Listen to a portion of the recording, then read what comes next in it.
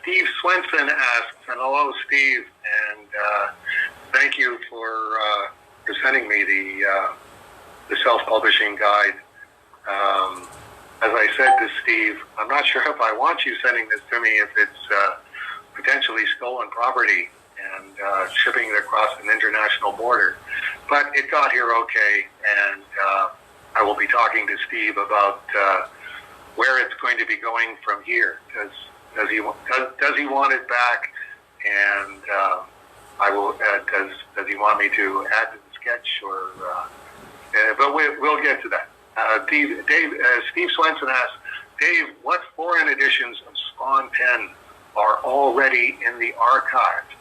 I hope that South African copy was a new and welcome edition.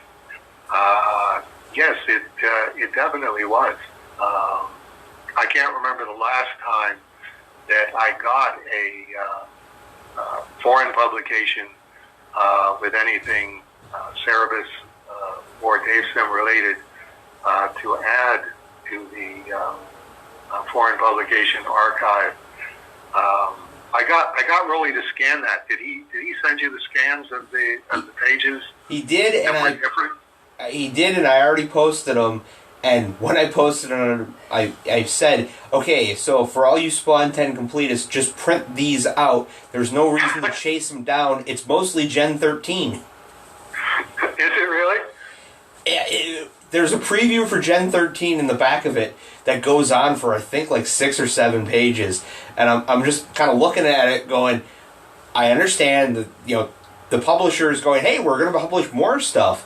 But at the same time, it's like, if you're a Spawn 10 completist, I have to have every edition of this book. You're going to spend way too much money on a book that has nothing new under the sun. There's right. like 4 or 5 pages total of material that's not in the U.S. edition that you could conceivably say, oh yeah, I need that. Like, there's a previously in Spawn, in one, I think it's on the inside front cover, they added a previously in Spawn of what was happening. And it's like, okay, but that doesn't, you don't need that context to read this issue, realistically. There's some fan art, and I'm going, okay, I don't think anybody really needs to get the South African fan art. It's a fan art was from the original, I think, wasn't it? No, this is specific these are South African fans have sent stuff in. All right. The Spawning Grounds letter page is replaced with a South African spawning ground that instead of being like 2 or 3 pages like in the original, it's only like 1 page. And reading it, I was kind of like, yeah, you kind of get a hint that the guy's like, oh crap, I got to write a letters page, don't I? Yeah, it comes with the territory. But getting back to Steve's question, what foreign editions of Spawn 10 are already in the archive? That's the only one that I've seen so far. I sort of gave Todd the business way back when, just because Todd gives everybody else the business, and just to see what their reaction is. He did that once with me when I sent him the script for Spawn 10, and he phoned me and said, Dave, I got your script in for Spawn 10, and I can't use it. Just yank my chain and see what I'm going to do. And I said, well, Todd, that's the only script you're getting. And he went, okay, I'll use it. So it's not like he really leans on it, but he loves to, at least at that time, this is 30 years ago, he just loved to find out where somebody's hot button was and see if he could make him go ballistic. So I relayed a message to Todd through Larry Barter at the Chicago Spirits stop, I think. No, Chicago 92 tour, I think. And I said, you tell Todd he better not reprint Spawn 10 anywhere without talking to me. And it's like, and Larry Martyr goes, I'll make sure that he hears that. Like, good. And it's like I'm going, anybody that's followed Dave Sim knows I wouldn't do that. It's like, it's your character. I just did an issue with Cerebus, and it's like, you just tell Todd, you better not reprint Spawn 10 without asking my permission. And it worked.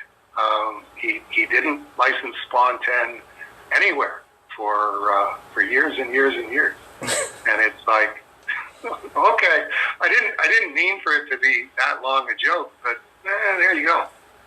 So I think you might find that the Spawn 10 foreign editions are few and far between on the ground, just because of Dave Sim's weird sense of humor. Well, and I'm fairly certain that it's been reprinted a handful of times, but it was one of those, like, I think Todd did a complete collection of the first 25 issues, and there's a version that doesn't have 9 and 10, and there's a version that does have 10, but I don't think it has 9. And then I think there's one version that, during the lawsuit, where 9 and 10 are both in there.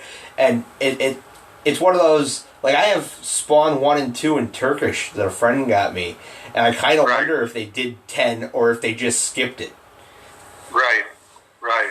And it's like, in the case of 9, which is, Neil Gaiman, that was like genuine hostility. I don't picture that Neil would have sued Todd for reprinting Spawn 9, but what do I know? It seemed a very, very, very strange thing to do, but there was certainly no intention on my part to use up scarce resources suing Todd McFarlane for reprinting Spawn 10 anywhere without asking my permission. All of my deal with Todd and my deal with Pete Laird after he bought the Turtles, and with Viacom after they bought the Turtles from Peter, is it's reciprocal ownership. You do whatever you want with it, and you don't have to send me a check, and I'll do whatever I want with it, and I won't send you a check. So, speaking of Spawn 10... Yes? From the department of, Matt, you're way too lazy. Come on, we know you don't get paid, but you gotta at least pretend to put an effort. Kevin Harrison, who's our man in Texas doing the scanning at Heritage, knows the guy who bought the original script to Spawn 10 at the show where you guys auctioned it off all those years ago. No way. It's sitting on a shelf, and he doesn't really know what to do with it, and I gotta get a hold of the guy to be like, well, if you really want to get rid of it, I know a bunch of people who'd be willing to throw money at you. Right. And at the very least, can I get scans of it to send up back to Dave so he's got a copy of the original script for the files? And how far along are we on that one? I gotta email him initially to say, hey, I run the blog, we're interested, Kevin mentioned this, I'm interested in it, how much do you want? Because he also, Kevin said that the guy's got a story about how he got the script, and I'm like, well, I know part of the story is Dave and Todd auctioned it off at a comic convention at one point for the Comic Book Legal Defense Fund. Like I know part of the story automatically because that's what happened, but now it's okay, well, did anything happen afterward? And if so, just how weird is this story going to get? Because it does involve Cerebus and Dave Sim, and there's a chance that it gets really weird. Yeah. But, yeah, that's it's not a guarantee, but it's a possibility. If you're looking for a weird story, always go and look for a Dave Sim Cerebus connection. So I'm gonna this weekend. I swear, hand to God, I will send the guy an email or a Facebook message, and I will start the process of, okay, what do we got to do to get copies of it, and how much do you want if you're gonna sell it, and what's the story, and I will let you know what I find out as I find out. Okay, that's cool. I would definitely be happy to send him an autographed Spawn 10 with a Sarah Spawn head sketch on it and maybe a couple of the rare Sarah Spawn editions that Waverly Press did. If we can sweeten up the deal without fattening up the dollars and cents price. Well, when I got the message from Kevin, I'm like, if we can get a copy of it, then, because back when the Waverly Press was starting to put together all the Spawn 10 stuff, somebody up in Canada sent file folders through the computer of various things that were related to Spawn 10, including the script to Spawn 9 and Neil Gaiman's hand-drawn layouts for Spawn 9, and some blog editor may or may not have stolen them when he saw them going, oh, I want those.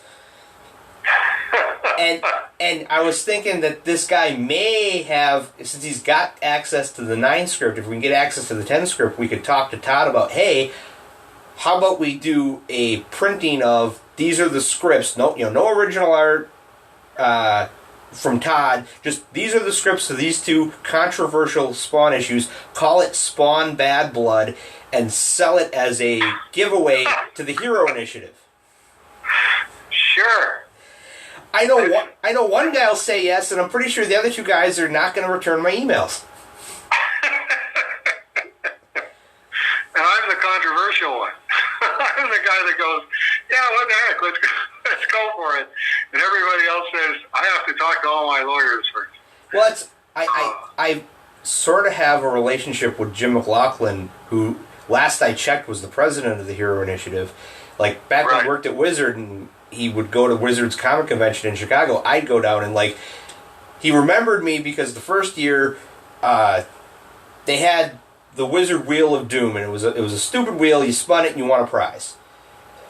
But to spin the wheel, you had to trump them on a trivia question. And the intent was it's a comic book trivia question. But of course, my friends and I all realized if you asked them a topic that they couldn't possibly know the answer to, you're guaranteed to win. So I asked about rock paper scissors, and Jim and I played rock, paper, scissors, because the question was, what's the most, or I think it wasn't, you didn't ask them a trivia question, you gave them a topic and they asked you a trivia question. So I said rock, paper, scissors, and the question is, what shape of the 3 comes up most often when you play? And I went, it's an even split. It's all, it's random. And Jim swore, no, there's one that comes up more. And I'm like, okay, I give up. What is it? And he goes, scissors. And I'm like, bull crap. And we played rock, paper, scissors. And I threw scissors, and he's like, see? And I went, you tricked me. So then I went back later in the convention and said, okay, $5 says that I can beat you rock, paper, scissors. And we played, and I got a picture of him holding my money. And he gave it back, but I got a picture of it just because I was going to send it to Wizards so they could run it. And then a year later, we went back, and okay, give me a topic. And I went rock, paper, scissors. He went, oh, yeah, that's right, it's you. And so, like, the 6 or 7 years that I went every year to this convention, and I would run into him, he knew me from the con. And when he took over as the head of actor, because that's how old Matt is, I remember when it was a commitment to our roots before they turned it into the Hero Initiative, and the Ultimate Spider-Man number 100 or 100 project, where they got all the guys to do blank sketch covers, and you did the awesome Spider-Ham parody of whatever issue was. I want to say like 33? 24. You lost the Samsonite luggage. Well, they had it at this convention just to show off because they were going to start auctioning them off. So I got a picture of me with Jim holding this cover, and everybody that I was with at the time was like, "So what's so important about it?" I'm like, and I started explaining it, and like I think it was with Paula at the time, and her eyes started to glaze over. I'm like, this is one of them stories that Margaret Liss and like 3 other people are going to care about. Everybody else will be like, yeah, great, it's whatever. Right. But right. Because I kind of know Jim, I think if I were to contact him going, hey, I have access to this script, I have access to this script, what do you think about trying to get the other two guys to sign off on doing a printing of it for the Hero Initiative, and he might actually have enough pull with Todd to get Todd to say, okay, yeah. And then at that point, it's just, hey, Mr. Sandman, let us print a comic. Right. And you could just say to Jim on the phone, it's me, the paper, rock, scissors guy. Well, I'll say it in an email, but yeah. Oh, so yeah, you'll know exactly who it is. Okay, well, all of these cliffhangers, courtesy of Manly Matt Dow, and we're all on the edge of our seats. But hopefully, we're leaning back so we don't get a stiff back in the meantime.